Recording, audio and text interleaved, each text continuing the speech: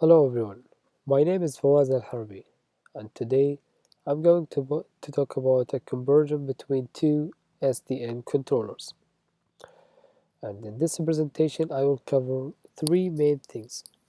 What is the SDN and the SDN architecture and my experiment, a conversion between two different controllers.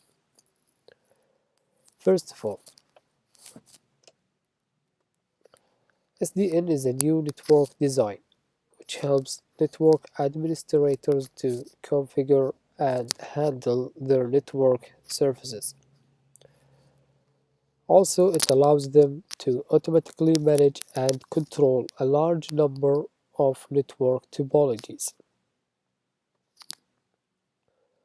The key difference between SDN and the traditional network is the way how they are designed. As we can see, the traditional network as we can see here, the traditional network in the traditional network, the control and the data plane are bundled together, not like the SDN where the control and the data plane are separated. The architecture of the SDN. We have three main planes in the SDN. The first plane is the management, also known as an application plane, where the users can communicate with the network using a graphic interface.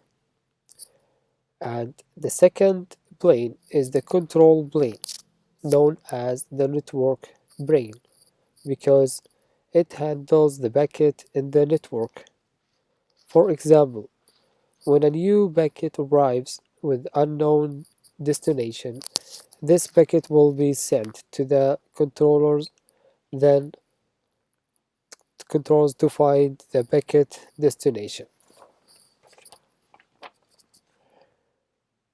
This process managed by the flow table, which consists of a lot of network host addresses.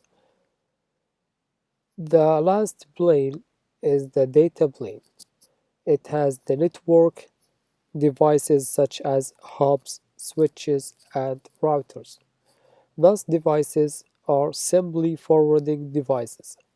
They don't make any decision because everything's controlled by the controller. And now I will talk about the first step of my experiment, which is the topology.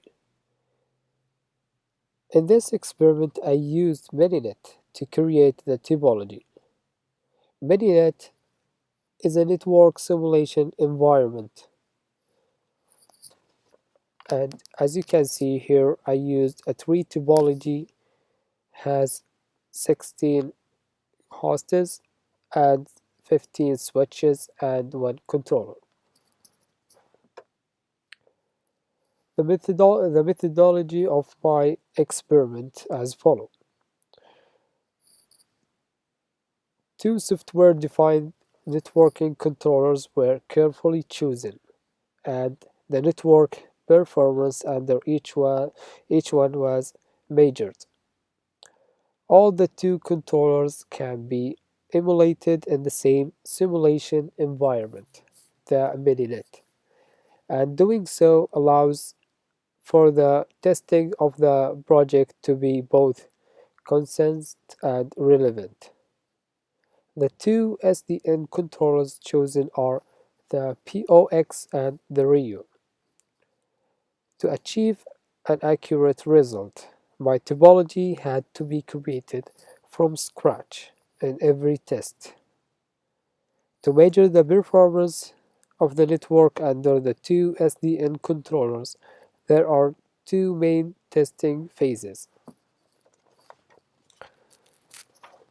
The first phase is the network forwarding devices, switches, were instructed to operate as a basic hub. In the second phase, the open flow enabled network devices were instructed as instructed to act as a simple L2 learning switch. In each phase, two performance tests were executed. The first one is the Bing test between host 1 and host 16 to measure the round trip time, the RTT. The second performance test is running an IBERF command. IBERF is a tool to measure the bandwidth between any two nodes in the network. In my work, the TCP bandwidth between host 1 and host 16. The last part, it shows my result in this presentation. First of all, I have four tables. The first one showed the Bing test result in hub and model. And the second one is a switch model. As we can see, the difference is very small, and I believe this is because of that my topology is simply compare with the real-world network topologies. The last two tables present the result of the IBERF tools in hub and switch mode.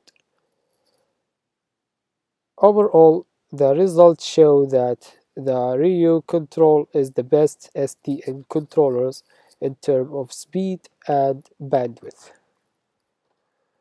In conclusion, software-defined networking is a promising technology, yet hasn't adopted widely, and SDN are still work and SDN contributors are still working toward a well-defined and stable standard. And thank you for listening.